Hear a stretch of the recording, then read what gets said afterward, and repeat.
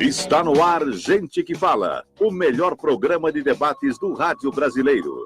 Gente que Fala tem texto e direção geral do jornalista Fausto Camunha. Gente que Fala reúne de segunda a sexta-feira formadores de opinião para discutir as principais notícias do dia. Gente que Fala tem o selo de qualidade ABCOM.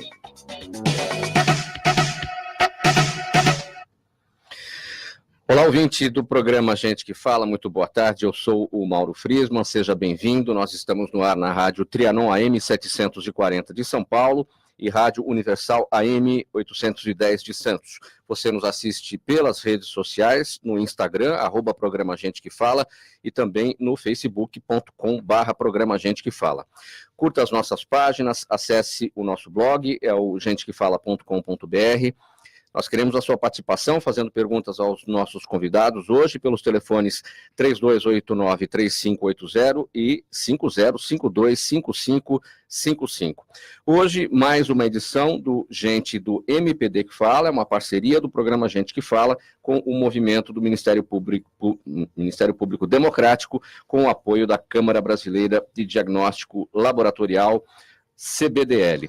Eu apresento agora os convidados de hoje, desta edição do programa Gente que Fala. Aqui à minha esquerda, para você que nos acompanha pelas imagens, a Procuradora de Justiça aposentada, doutora Liliana Buff, vice-presidente do Movimento do Ministério Público Democrático, o MPD. Seja bem-vinda, Procuradora. Muito obrigada, é um prazer sempre estar nesse programa democrático e com ilustres convidados. E hoje acho que o debate vai ser bem profícuo, bem produtivo. Muito obrigado, prazer. Sim, também conosco, compondo a mesa desta edição do programa Gente que Fala, a advogada doutora Adriana Zorubi, ela é especialista em direitos da pessoa idosa. Doutora Adriana, seja bem-vinda. Muito obrigada pelo convite e uma boa tarde a todos os ouvintes da rádio. O professor Gonçalo Vecina Neto,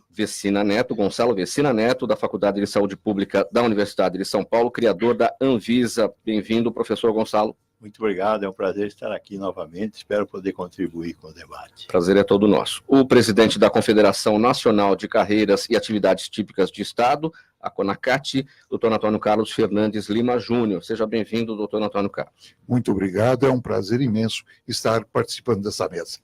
Então vamos lá ao nosso primeiro tema deste programa, Gente do MPD que Fala. No site Poder 360, o cientista político Adriano Oliveira publicou em dezembro um artigo onde expunha os riscos do governo do presidente Jair Bolsonaro. Abre aspas, falta de habilidade política do presidente, os seus filhos, o ministro da Justiça Sérgio Moro e o receio de impopularidade do governo por parte do presidente, fecha aspas. Em texto anterior, mês de novembro, ele apresentou os cenários possíveis, incluindo o de impeachment do presidente. E em novo artigo publicado nesta semana, o cientista político Adriano Oliveira indaga. Já podemos falar em impeachment? Doutora Liliana, para falar em impeachment, primeiro, o presidente Bolsonaro teria que ter cometido um crime de responsabilidade, teria que ter sido aberto um processo na Câmara dos Deputados, ser admitido pelos deputados, para depois haver o julgamento no Senado. Ou seja, dá para fazer essa pergunta? Impeachment do presidente? O problema, eu acho que é um pouco mais profundo do que só falarmos em impeachment. Eu acho que remonta até a própria Constituinte de 88 e a edição da Constituição, que houve uma miscelânea entre presidencialismo e parlamentarismo. Eu penso que o Brasil está vindo de uma crise do presidencialismo desde a primeira votação a presidente, porque nós estamos elegendo quase que vice-presidentes e não presidentes.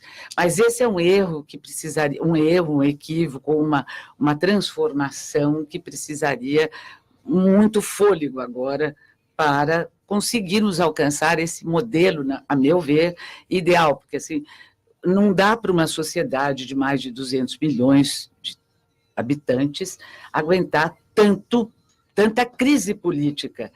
Mas tenho a impressão que não houve ainda propriamente a prática de um crime político que daria ensejo ao, pelo menos, uma cogitação mais concreta de um impeachment. Mas esta instabilidade do governo, que tem deixado todos, até nos eleitores, mais conscientes do próprio partido, do próprio poder político que está instalado no Planalto, essa instabilidade está deixando todos perplexos. E a perplexidade, lógico, não é motivo para impeachment, né? Mas essa instabilidade que pode levar o país a uma crise quase que irrecuperável e décadas e mais décadas para recuperar, seja no setor da educação, na economia mesmo, que havia uma promessa, estamos estagnados e até em depressão quase, desde há 5 meses, e nada de alvissareiro nós estamos vendo ao longo dessa estrada. Pensar em uma transformação agora. Como transformar um líder que não lidera? Que é uma pergunta. O impeachment provocaria até a necessidade de novas eleições. Estamos com um quadro político estável para isso? É uma indagação que nos entristece muito. Eu coloco aqui, eu não sei responder essa pergunta. Eu acho que a democracia é uma forma de governo horrível, mas é a melhor que existe. E quando se instiga a população a anular os poderes que existem dentro de uma democracia, como é o caso que aconteceu recentemente, de se instigar a população contra a Câmara, contra o Legislativo e contra o Judiciário, contra o Supremo Tribunal Federal, eu acho isso uma coisa muito grave. É verdade. É uma conspiração contra o Estado de Direito. Não é um crime no sentido que está colocado na Constituição sobre os casos em que o impeachment pode ser evocado, mas a sociedade precisa se manifestar em relação a essa tentativa de romper o equilíbrio que deve existir entre os 3 poderes. Perfeito. Na interpretação clássica, se eu tiver invadido do direito, porque esta lei dos crimes, que enumera os crimes de responsabilidade, é de 70 anos praticamente, de 1950. O procedimento que está para a apuração do impeachment está na Constituição. Como as interpretações hoje jurídicas estão tentando, inclusive da Suprema Corte, alcançar a realidade que estamos vivendo, que está cada vez mais célere e mais exigente, essa é quer dizer, conspirar contra os princípios fundadores do Estado Democrático de Direito deveria sim ser base, porque pedir para a população, tudo isso que o senhor muito bem, professor, colocou, mas armar-se para se defender. Quer dizer, nós estamos num estado quase que anterior a Rousseau, num estado natural. Estamos perdendo as rédeas. As rédeas. E a sociedade precisa se organizar, não para ir contra as instituições, porque as instituições, a meu ver, elas transcendem aos homens que as integram. Se você pode ter alguma coisa contra os ministros, os parlamentares, a instituição, ela tem que ser respeitada. Doutora Adriana, já podemos falar em impeachment, considerando aqui o artigo do cientista político Adriano Oliveira? Eu acredito que seja precoce, eu concordo com a doutora Liliana, é realmente precoce falar, haveria necessidade de uma apuração. Eu não acho precoce, por mim já teria até minha posição política, no sentido de, até gostaria de vê-lo fora da liderança nacional ou da presidência da República. Porque... Mas, assim, conforme a senhora disse, seria necessário que houvesse a apuração de um crime para que pudesse ser instaurado o pedido de um processo de impeachment com base na apuração e fosse apreciado pelas casas legislativas, e aí todo esse processo doloroso que nós recentemente já atravessamos. Mas, conforme o professor Gonçalo bem disse, é um outro baque, vamos dizer assim, para a sociedade brasileira, uma ameaça, e isso tem reflexos na economia e na política brasileira. Então, é algo que a gente tem que observar com um pouco de cuidado, é o meu parecer a respeito do tema. Doutor Antônio Carlos, sua avaliação. Antes de uma análise jurídica, institucional, isso é um acontecimento político. E sob o aspecto político, independentemente de haver motivos ou não consistentes juridicamente para um eventual impeachment, ao se transitar nos corredores do Congresso Nacional, os parlamentares falam com muita naturalidade, com muita espontaneidade, que esse é o tema do momento no Congresso. Ou seja, se existe uma questão jurídica ou não, existe. Mas a questão política está colocada. Uma perda de governabilidade. Total. Estamos completamente sem governo. Então, isso... há uns 3 meses atrás, o deputado Rodrigo Maia, presidente da Câmara, me chamou a atenção uma frase dele num domingo, numa das brigas dele com o presidente Bolsonaro. Ele vira para a imprensa e fala assim: não precisamos do governo para nada. Nós vamos fazer as reformas no parlamento independentemente do governo. Ora, ele não chamaria para si uma responsabilidade dessas se ele não soubesse que ele tem 308 votos ali dando respaldo a ele. Né? Então, o que nós estamos... Essa pergunta do Adriano Oliveira é se nós estamos vivendo um momento político. E eu acho que, infelizmente, estamos vivendo sim. E só para concluir, conversava com um parlamentar ainda ontem, e quando tocar desse assunto, falei assim: olha, seja o que for, o que não se pode, deputado, é deixar o país sangrando indefinidamente. Tá? Tem que se haver algum tipo de solução, e não deixar o país sangrando. Professor Gonçalo, mas não parece ter havido aí nos últimos momentos um ar de tranquilidade entre o Executivo e o Legislativo. Os presidentes de ambos os poderes já não se atracam mais, coisas que passaram aí pela Câmara dos Deputados, a aprovação da reforma administrativa. A sensação que eu tenho é que, pelo menos do ponto de vista da aparência externa, se procurou construir uma aparência de alguns consensos e arranjos um pouco melhores. Agora, a instabilidade nesses 5 meses que nós temos visto e vivido, ela tem sido a regra. Então, este momento durará quanto tempo?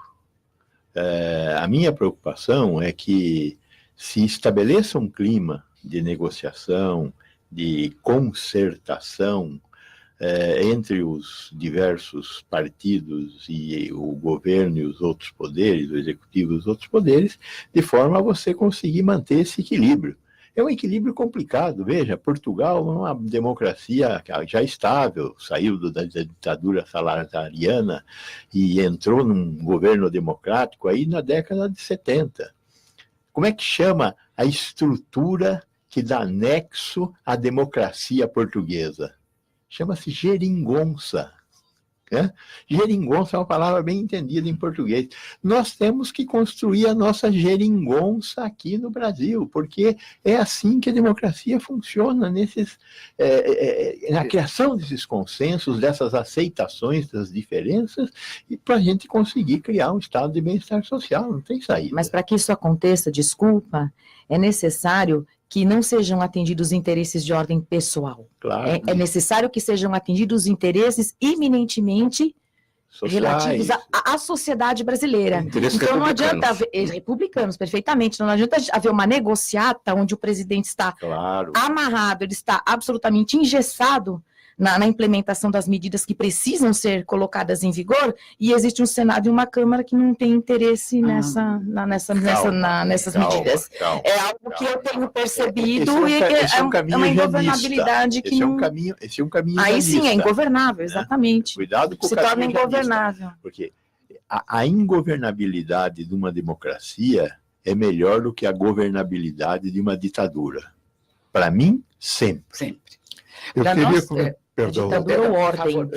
Ditadura. Ou ordem, a gente precisa estabelecer Onde não tem os 3 diferenças. poderes, é uma ditadura. Exatamente. Nós temos que valorizar os 3 poderes e mostrar à sociedade a sem dúvida importância de cada um deles. E aqui, falando do poder legislativo, a enorme importância que tem o poder legislativo para a sociedade, desde lá do município, onde se é a base de toda a organização social.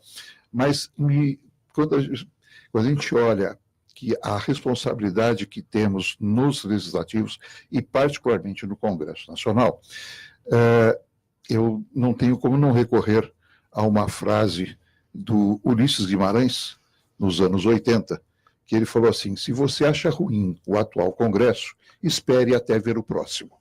E essa máxima infeliz, ela vem se confirmando a cada nova legislatura de uma forma preocupante, mas aqui eu quero me referir, a preocupação principal a que eu quero me referir é que o parlamento está perdendo a sua melhor característica, a sua maior qualidade, que é a pluralidade, de estar ali representado, bem ou mal, todos os segmentos da sociedade.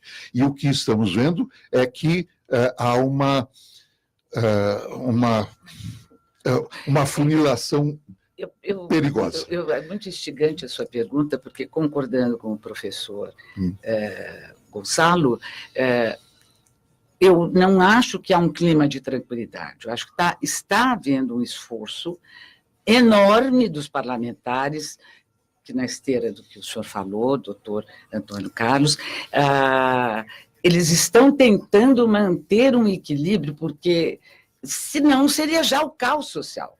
Então, tanto os militares, eu estive ouvindo até, eu nunca pensei, nós que vivemos a ditadura na pele, não é? Que eu fosse gostar de pronunciamentos militares, porque a gente criou uma certa casca, né? Um certo receio fundado, não é? E estão falando coisas mais serenas, mas isso, a meu ver, não é um clima que se estabelecendo de tranquilidade, é um clima de tentar não haver uma convulsão enorme. E os parlamentares, na esteira que o senhor falou, ainda que possamos dizer que podiam ser mais plurais, são plurais, porque eles representam o povo, por mais que não gostemos de um deputado, de um senador, ele representa um segmento, e desta pluralidade, como universo, né, é universo, a unidade na diversidade, assim é a democracia. Há que se buscar um espaço de consenso entre a pluralidade para fazermos...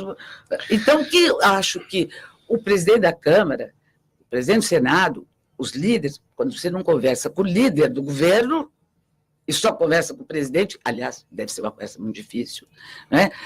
O que se esperar dessa... Não, ele não consegue governar porque os... Não, ele, se fosse o que ele quer, que é um ditador, hoje há um excelente artigo do Estado de São Paulo sobre Creonte e do Eugênio Butti, nós estaríamos perdidos nesse momento.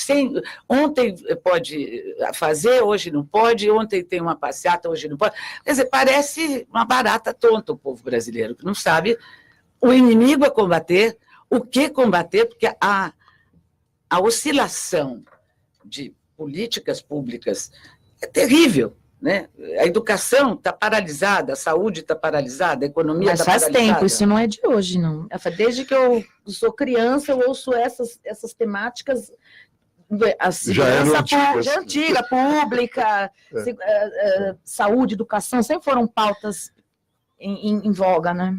O presidente Jair Bolsonaro emitiu sinais ambíguos sobre os atos de seus apoiadores programados para o próximo domingo. Na terça-feira passada, o porta-voz do Palácio do Planalto, general Otávio Rego Barros, disse que o presidente e seus ministros não vão participar ou apoiar as manifestações.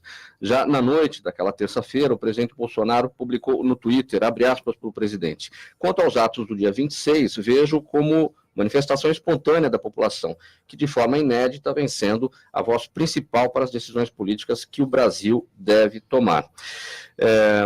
Professor Gonçalo, o senhor acredita que no domingo, dia 26, o presidente vai conseguir arrastar para as ruas quantidade de gente equivalente àquilo que ele conquistou nas urnas no ano passado?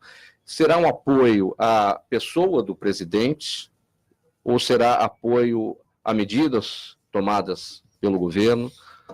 Ou não haverá apoio? Eu acho que nós vamos ter, como nós temos nesses movimentos de massa, aspectos múltiplos, né?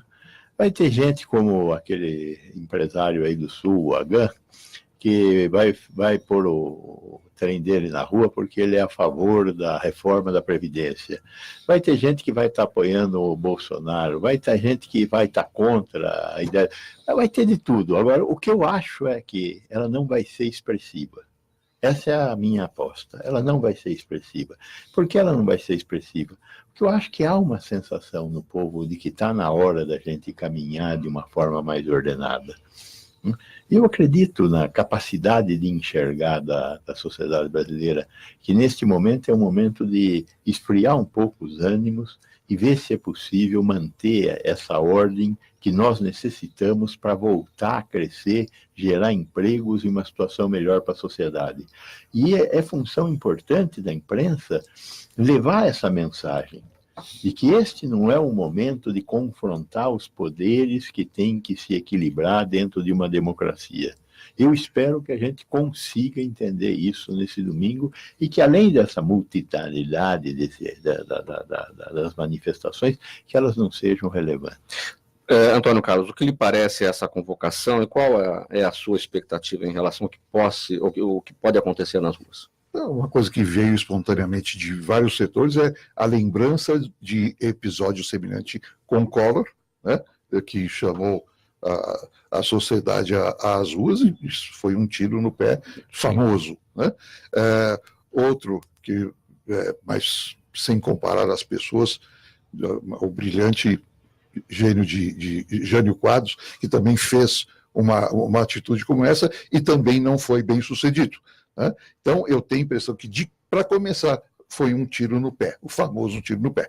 E eu queria até comentar mais uma coisa, que se existia alguma discussão sobre se deve fazer ou não manifestação na Avenida Paulista, se usa uma faixa, se usa duas ou não, a Presidência da República acabou de institucionalizar a manifestação. Doutora Liliana, pode dar certo essa manifestação no domingo? Pode ser um tiro no pé, com ou sem porte de arma? Eu acho que será. Eu concordo com os meus antecessores, com o professor Gonçalo, o doutor Antônio Carlos, inteiramente. E acho assim inusitado, apesar de já ter sido citados exemplos aqui, de um governo convocar manifestações a seu favor. Normalmente, nos Estados democráticos, são as oposições, os segmentos sociais que querem prevalecer os seus direitos, reivindicar, que fazem movimentações. Nós não estamos, como todos os jornais falam, em campanha política. Nós estamos num governo. O governo tem que governar e não convocar as ruas para apoiá-lo no quê? O que ele quer apoio? Para que nós possamos usar fuzis? Qual é o apoio que ele deseja? Esses apoiadores, claro, os seus segmentos, eles podem dizer, estão votando no Congresso a lei da Previdência, vou fortalecer as posições, mas está tudo tão ambíguo, que eu não sei exatamente, está tudo tão estratificado. Pode se transformar numa abertura de espaço para a oposição trazer as suas pautas e trazer as suas bandeiras. E pode acirrar ânimos que nós não gostaríamos que fossem acirrados nas ruas. Principalmente se elas estiverem armadas. Pois é, e a convocação, não esta, mas é para que nos armemos, né? Para combater os inimigos. Então, eu acho que é um clima até de muita preocupação. Eu espero, como o professor Gonçalo, que seja insignificante. Doutora Adriana. Acho que eu sou um voto vencido aqui entre os três. Todo respeito. Claro. A democracia. Doutores, a democracia. Mas a pauta deste domingo traz dois destaques muito importantes da manifestação, que é no tocante à aprovação da reforma da Previdência, porque a gente está vendo aí os impactos desta não aprovação se refletirem já diretamente na economia, sendo um deles, né? Evidentemente, existem aspectos externos, mas também esse é um aspecto. E o pacote anticrime do ministro Sérgio Moro, que as pessoas estão também buscando essa aprovação. Ontem nós já tivemos uma derrota, ontem à noite mesmo, no Senado, foi vencida a COAF, que saiu do ministro voltou para o Ministério da Economia, Sim. Mas ainda vai passar no Senado, foi uma votação apenas na Câmara, vai passar no Senado, ainda não está definido como vai ser isso. Então, essas são as duas pautas que certamente vão fazer parte dessas manifestações do domingo, para que a gente possa fazer a economia andar. Não sei se o povo tem esse poder, parece que o povo não tem muita guarida, não é muito muita força nesse sentido, mas essas são as duas pautas e elas devem ser respeitadas, é um pleito justo, e as manifestações, elas são legítimas, eu acho que seja tanto de quaisquer segmentos, elas devem ser respeitadas, de quaisquer pleitos, eu acho que isso tem que ser uma coisa bem aberta, que é manifestar. Vamos fazer a manifestação, as entidades que estão aí dirigindo as manifestações, enfim, respeito a todos, eu acho que é o ideal, para que se instale exatamente a democracia. Desculpa. Sim, claro. Desculpa aí, doutor Antônio, desculpa. À vontade, Antônio. Não. Que nós temos que fazer ajustes na economia, não há a menor dúvida, todos sabemos disso, não adianta negar. O que eu questiono, doutora, é a ordem de prioridades que foi estabelecida. Salários, proventos de aposentadorias sustentam famílias, pagam impostos e movimentam a economia. Enquanto que corrupção e outros ganhos de outras formas vão alimentar os paraísos fiscais. Então, eu acho que nós estamos matando o mercado consumidor. E eu queria, então, acho que temos que trazer para a pauta, mantendo a reforma da Previdência numa ordem qualquer, ela nos aparece lá pela 9ª ou 10ª posição, mas eu falo só a primeira posição. Quando você leva para a sociedade de uma linguagem simplista, que a sobra diária de caixa dos bancos, aquilo que sobra depois das 16 horas, grosso modo, tá? E que eles não emprestaram, que eles não movimentaram, olha que gracinha, o governo remunera essas sobras diárias de caixa dos bancos. E, sabe, fala-se em economizar 700 a 1 trilhão de reais sobre a reforma da Previdência, que, volto a dizer, salários e proventos de aposentadorias. Né? Sabe quanto custou para nós, Mauro, essa sobra de caixa dos últimos 10 anos? Custou 700 bilhões de reais.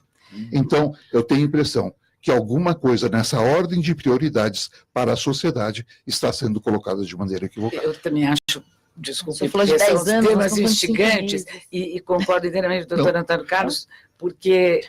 Não, perdão. Pode falar, doutora, por favor. Por favor. Nós estamos aqui numa conversa paralela da grande realidade. Porque nós estamos falando um período de 10 anos, é bastante tempo. Nós estamos num novo governo há 5 meses. Não, mas o que eles querem economizar de 1 trilhão de reais é nos próximos 10 anos. Eu estou fazendo a comparação de mesma grandeza. E é como se a reforma da Previdência fosse o nó górdio que trava a economia brasileira. Não é, não é visão o financeira, foco, porque mas os dividendos de bancos não são, a dívida interna é um absurdo, se você for ver. Então, as reformas, evidente, nós somos mais longevos, felizmente ou infelizmente, não sei, né? Todos nós, então, não é possível aposentar-se aos 40 anos. O Fernando Henrique já chamava de vagabundo da Previdência quem se aposentasse antes dos 50, hoje talvez antes dos 60, né? Mas há pessoas que se aposentam com um provento que não condiz com... Então, com o cálculo atuarial das suas contribuições, há muito o que ser feito. Não é a reforma da Previdência que é certeza, eu acho que está no 30º item, não no 19º. É que eu quis ser gentil com a oposição. Eu tenho feito essa pergunta aqui para os nossos convidados aqui do programa Gente que Fala, de forma recorrente. Não seria o caso, professor Gonçalo, de ter iniciado um trabalho de equilíbrio fiscal a partir da reforma tributária, que parece ser mais consensual do que a reforma da Previdência? Aliás, o Congresso, a Câmara dos Deputados, aprovou na Comissão de Constituição e Justiça ontem. Sim, a reforma Raul-AP. E agora o governo vai apresentar a proposta dele para pensar ao projeto que foi aprovado na CCJ. Pelo que eu tenho ouvido falar, não vai ser nada muito diferente da reforma Raul-AP, que já chegou a um consenso muito bom no Congresso e vai simplificar bastante o nosso sistema tributário, que é uma coisa importante também a ser feita. Você sabe que às vezes a gente olha para esses assuntos muito complexos e a gente perde um pouco a noção do que está acontecendo.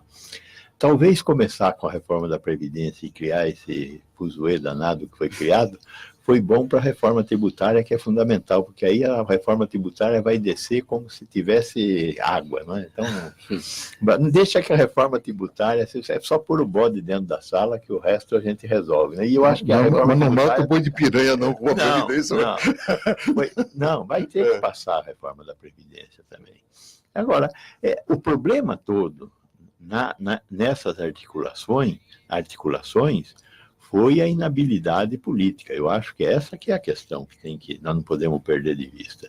Nós perdemos o timing da realização da negociação política que tem que ouvir. Não é da negociata, é da negociação política que tem que existir. O respeito mútuo que tem que ser construído. Eu acho que esse é um caminho que nós não podemos esquecer.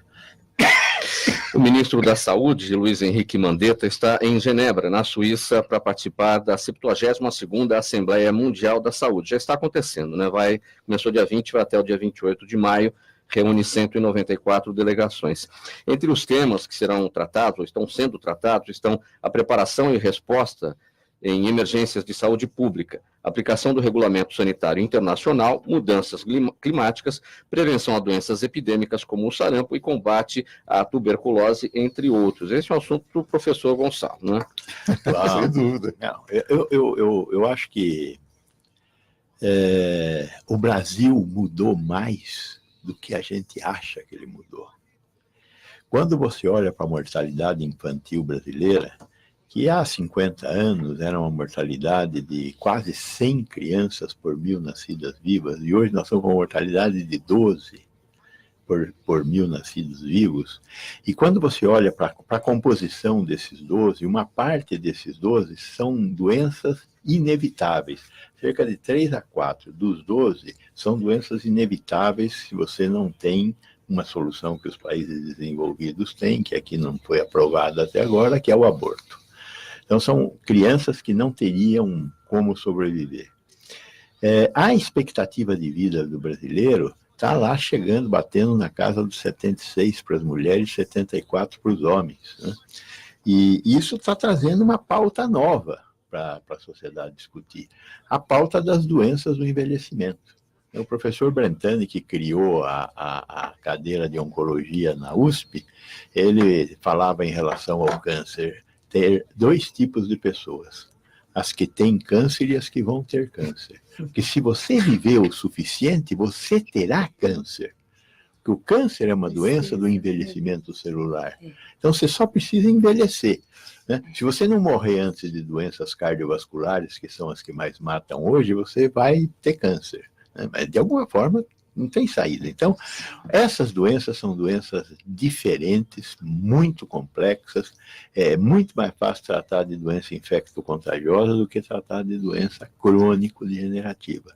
Então, é um novo perfil de mortalidade no mundo que exige uma articulação mundial do ponto de vista sanitário. Quero aproveitar o seu gancho, professor Gonçalo, em relação ao envelhecimento. Foi aprovado no dia 21, ou seja, na terça-feira, né? Projeto de lei número 11 de 2016, é um projeto bastante antigo, lá na Câmara dos Deputados, que regulamenta a profissão de cuidador de idoso e pessoas com deficiência, não é isso? Perfeito. Doutora Adriana, que isso simboliza? Simboliza uma regulamentação de uma prática profissional que vinha sendo praticada há muitos anos. O doutor Gonçalo aqui, com certeza, vem acompanhando isso. É um projeto de lei que, desde que eu acompanho, data de 2006, 2007, aproximadamente. Nós tivemos uma participação na redação do projeto de lei, quando participamos de audiências públicas, enviamos as nossas sugestões ao Senado e à Câmara para que elas pudessem ser acolhidas, em conjunto também com a Faculdade de Saúde Pública da USP, de enfermagem. A gente tem um relacionamento muito bom, porque a questão do envelhecimento ela é multidisciplinar, a gente não consegue só atuar na frente jurídica, mas tem uma frente de saúde, existe uma frente social, então elas precisam se unir para que essas leis elas possam desenvolver. Então, ela, sem dúvida nenhuma, ela precisa ser sancionada pelo presidente da República, agora ela foi aprovada pelas 2 casas legislativas e segue para a sanção presidencial. Certamente vai ser aprovada, a gente acredita, mas aí haverá, e o senhor sabe, alguns debates, algumas discussões, porque em alguns artigos, por exemplo, ela continua submetendo, o PL continua submetendo o cuidador de idosos ao regime da lei do empregado doméstico, na modalidade de prestador de serviços pessoa jurídica. Então, isso vai gerar alguns problemas, porque, por exemplo, a pessoa idosa que não tem uma estabilidade financeira, e aqui a gente entra em outras pautas sociais, evidentemente, não vai ter condições de pagar o empregado doméstico com todo o arcabouço que a lei do empregado doméstico traz, férias, 13º salário, fundo de garantia, a questão de horas extras, adicional noturno, periculosidade a depender do grau de enfermidade. Então, isso tudo tem um reflexo, né? Você destacou, enfim, o projeto foi aprovado pelas duas casas, Foi agora aprovado. depende da apreciação do presidente Bolsonaro. Perfeitamente. Você acha que tem pontos ali que devem ser vetados ou o projeto deve ser sancionado na integralidade? O projeto, na verdade, eu acho que a única questão mais delicada que a gente tem que ver com um pouco de cuidado é essa que eu abordei, de submeter o cuidador, pessoa jurídica, ou seja, ele vai ser uma pessoa jurídica, não é? Ser submetido à lei do empregado doméstico. Eu acho que isso é um pouco delicado, mas quanto ao mais, a lei está bastante completa, ela regulamenta a profissão, estabelece carga horária submetida à lei da educação de diretrizes e bases. Deve haver um curso, ou seja, um conhecimento um pouco. Você tem números, aprimorado. doutora Adriana? Quantas pessoas hoje precisam dos cuidados desses cuidadores de idosos? E quantas pessoas trabalham nesse campo hoje no Brasil? Olha, números na cidade de São Paulo são 1.700.000 idosos. É uma população bastante expressiva, né? E não existe uma política de cuidados que atenda a essa parcela da população, e é necessário que isso exista.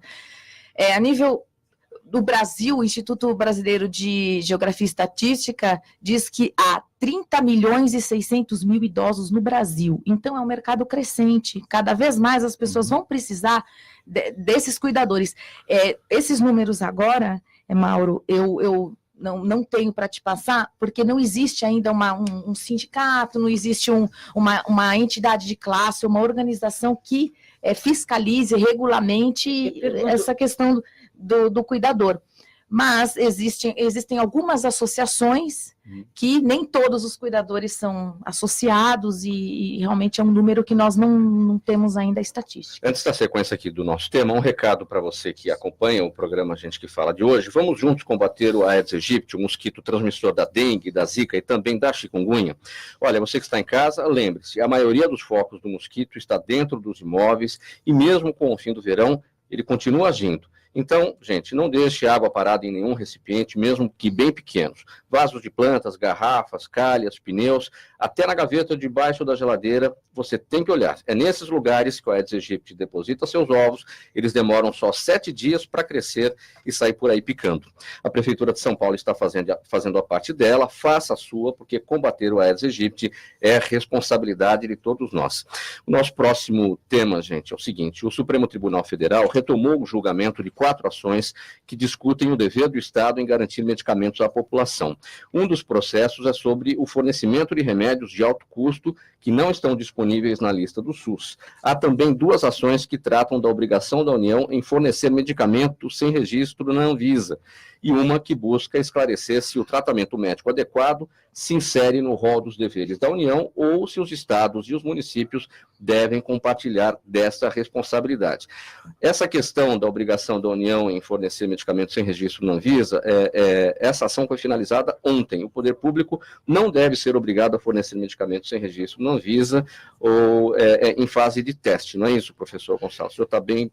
Veja, o problema de você desse comercializar um produto que não tem registro na Anvisa é que se aquele produto causar um dano ao paciente, não tem quem responda pelo dano, sob aspecto nenhum. Então, a responsabilidade técnica, que é o quê? Quando você registra um produto, aquele produto passa a ter um responsável técnico pelo que possa ocorrer em decorrência do uso daquele produto. Então, o que a Anvisa faz é oferecer uma autorização de comercialização. E a Justiça veio ignorando um pouco a importância dessa autorização de comercialização, né? Porque os juízes passaram a ter um entendimento muito aberto em relação a isso, ignorando a questão da segurança do uso dos produtos, né? Veja o caso da fosfetolonamina, que era um produto que não servia para nada. Só que se você tinha um câncer e começava a tomar aquele produto, você achava que ia se curar e ia morrer, porque não estava fazendo um tratamento que talvez pudesse te curar, né? Então, é importante ouvir a ciência quando nós estamos falando de tomar drogas. Só para acrescentar mais uma informação, professor, o que foi decidido lá também no Supremo, o Estado pode oferecer medicamentos sem registro se a Anvisa ultrapassar o prazo para análise do registro desse medicamento. 365 dias para remédios comuns e 120 dias para remédios para doenças raras. Eu acho que tem que haver uma gradação, eu acho que a decisão do Supremo foi uma decisão inteligente. O que é importante agora é que nas discussões, pelo que eu andei lendo, alguns ministros andaram lembrando que existe um negócio chamado orçamento. Então, esse negócio chamado orçamento precisa ser levado em conta, né?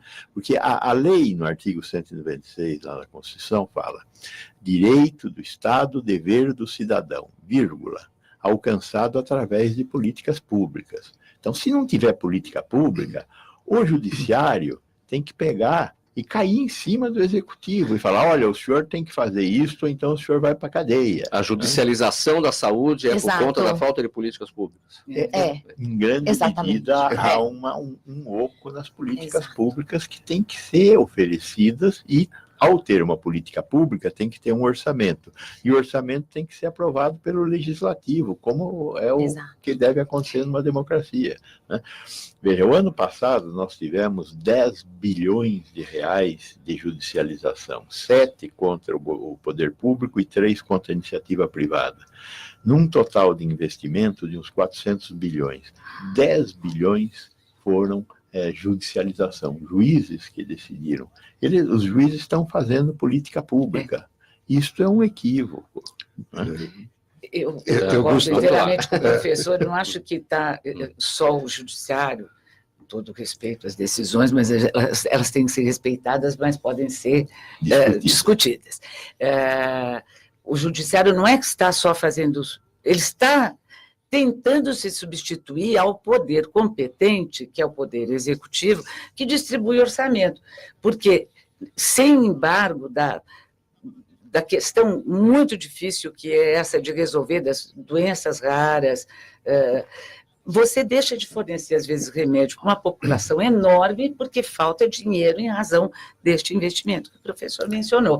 E eu acho que isto faz com que o judiciário ultrapasse um limite das suas atribuições, porque ele não é governante. Ele pode, sim, o Ministério Público cobrar do governante a política pública que o governante prometeu fazer e que foi eleito democraticamente, portanto, é a que deve prevalecer, discutida, pode ser alterada, mas o promotor não pode obrigar também o executivo a fazer esta política pública que ele deseja, nem o judiciário que tem a caneta para dizer o que deve fazer. Então, acho que o senhor está correto, mais uma vez. Eu não tenho como não colocar nessa discussão aquilo que a gente, das estruturas estáveis de Estado, defendemos fortemente. Precisamos de políticas de Estado. Tá? Isso é o que está fazendo falta tremenda. Políticas de longo prazo, que tenham a visão consequente de longo prazo. O que nós temos são políticas de governo que temos que respeitar, né? Mas elas são voltadas para objetivos de 4 anos e 8 anos. E, então, eu queria, sim, salientar, e existem coisas que podem ser feitas na área da saúde, por exemplo, como estão sendo feitas na área tributária. Os fiscos estão fazendo movimentações seríssimas, muito bem articuladas, professor, para apresentar propostas para o Estado, uma política de Estado de tributação. Né? E isso está sendo feito em nível nacional, federal, estadual e municipal. Só concluindo mais uma coisinha, Mauro, se você me permitir, Claro.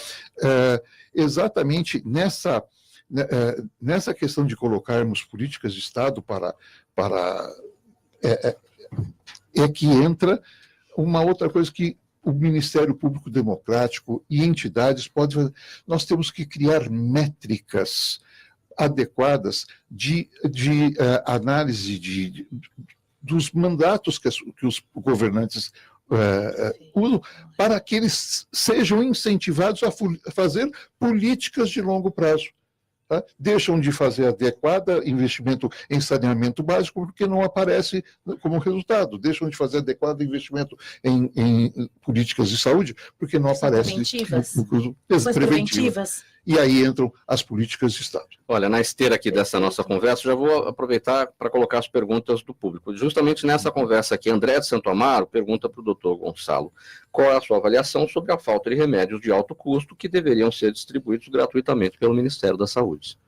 Neste momento, começa a haver falta de remédios de alto custo que a população não tem como comprar e que necessitaria tomar, né? Os pacientes que são transplantados de qualquer tipo de órgão,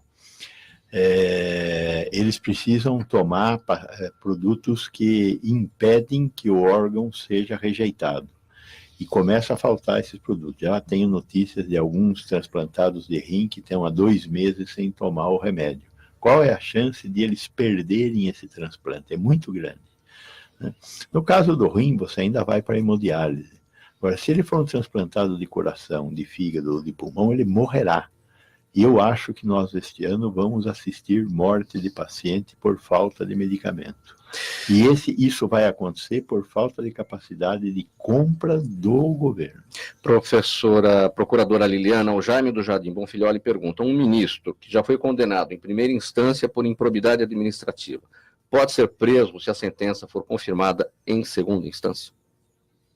O ministro, porque...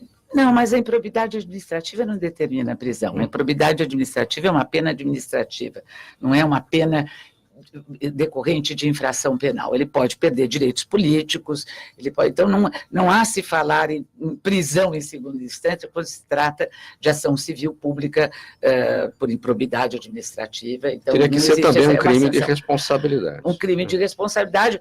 Um ministro ou qualquer pessoa pode ser presa, guardadas os requisitos necessários, em flagrante, mas que é a previsão constitucional, mas por improbidade administrativa não, teria que ir até a última instância mesmo, porque são direitos muito importantes, né? Os direitos de cidadania, os direitos de responsabilidade patrimonial, que se atribui muitas vezes a um chefe, a um líder de Estado, a um ministro, a um ser político. Doutora Adriana, o Antônio Carlos de Santo André. Haveria uma estimativa do número de processos de pais contra filhos por abandono? Não há essa estimativa. Na verdade, porque o abandono ele é tipificado no Estatuto do Idoso como crime. Então, abandonar idoso em hospitais, instituições de longa permanência, em casas asilares, em centros de convivência, ou seja, em qualquer espaço, é crime. E isso é uma frente que nós vimos lutando grandemente junto até a Secretaria de Segurança Pública do Estado, porque não há, em todo o estado de São Paulo, uma estatística dos crimes praticados contra a pessoa idosa no estado de São Paulo. No estado de São Paulo, nós estamos vendo. Ou seja, não há números. Recentemente, nós participamos de uma Assembleia Ordinária da ONU, no Rio de Janeiro, e nenhum dos 19 países da América Latina e do Caribe trouxe essas estatísticas para que nós pudéssemos conversar e estudar uma maneira de combater o crime praticado contra essa parcela das nossas populações. Então, realmente, nós vimos lutando, pedindo para que os órgãos competentes de segurança estabeleçam, fico aqui até com o meu protesto ao vivo aqui na Rádio Trianon, para que o secretário de Segurança Pública se mobilize nesse sentido, que a criança e o adolescente é importante, a mulher é importante, mas o idoso também é importante, nós precisamos atuar em todas essas frentes para combater a violência. A Vera da Lapa pergunta para o doutor Antônio Carlos: as nossas universidades têm cadeiras específicas para quem quer seguir carreiras de Estado? Mas sem dúvida alguma. Nós temos nas nossas universidades uma pluralidade de caminhos que possam ser percorridos muito grandes e que podem vir, sim, fortificar as estruturas de Estado o que a gente insiste muito, Mauro, políticas de Estado. E quem pode fazer quem vai entender melhor de segurança nas estradas do que as polícias rodoviárias federal, polícias rodoviárias estaduais? Quem vai entender mais dos gargalos da tributação, dos escoadouros da tributação, professor, do que as estruturas de Estado que cuidam da área de fiscalização e tributação? Então, sim, existe nas universidades essa condição de formarmos grupos de trabalho, formarmos capacitores de fazer políticas de Estado para o Brasil. Olha, a Zildete Leal está na nossa escuta, ela é advogada, ela já esteve aqui por diversas vezes no programa Gente que Fala, aqui nesta nossa mesa. Ela quer saber de todo mundo. Não foi o próprio governo quem escolheu e apoiou eleições dos 2 presidentes, tanto da Câmara e do Senado? Sim, né? Respondida. Próxima pergunta? Próxima pergunta. Sim, de todo mundo, né? Vamos lá, Maria do Socorro de Vila Guilherme também pergunta para todo mundo. Já falamos disso aqui. Não é um tiro no pé chamar o povo às ruas para apoiar uma reforma tão impopular? Eu tenho que... O senhor tem que falar, doutor Antônio Carlos. Por favor, vamos passar a palavra. É um pouco mais que um tiro no pé. É de uma irresponsabilidade social, de uma inconsequência social. Eu acho que é não enxergar o que isso vai refletir e vai repercutir na sociedade nos próximos anos. A segunda-feira pode ser bem diferente? A próxima segunda-feira? Eu acho que não vai acontecer nada. Oxalá. Eu estou instigando aqui, porque justamente o professor Gonçalo... O professor Gonçalo está otimista. É mais difícil ser otimista do que ser pessimista neste país que nós estamos vivendo, viu?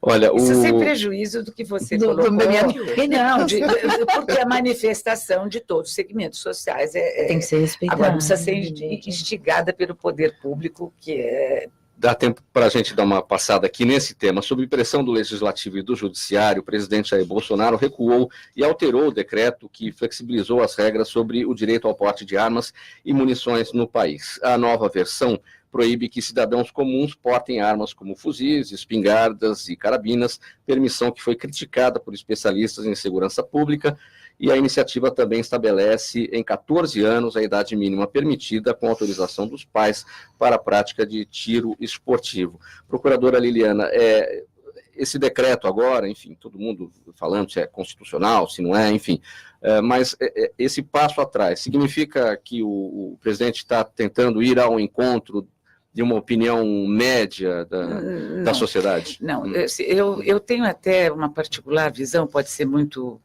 ingênua ou talvez até conspiratória.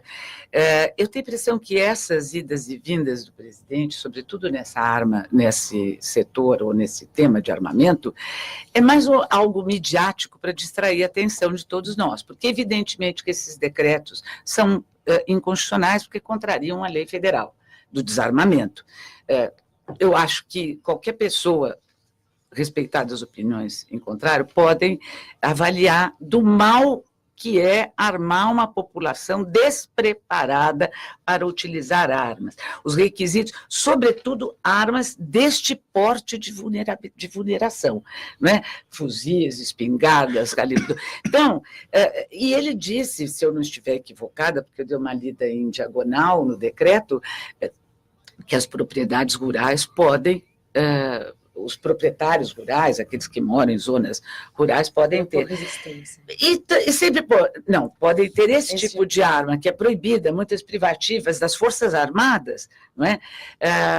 Olha, eu só vou falar uma experiência rapidinho, personalíssima.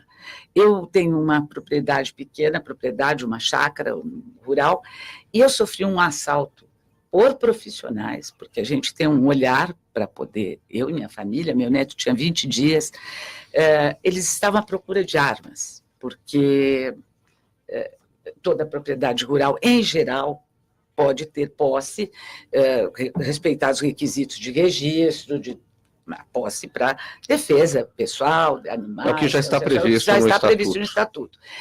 E nós não temos armas, apesar de poder até ter por lei.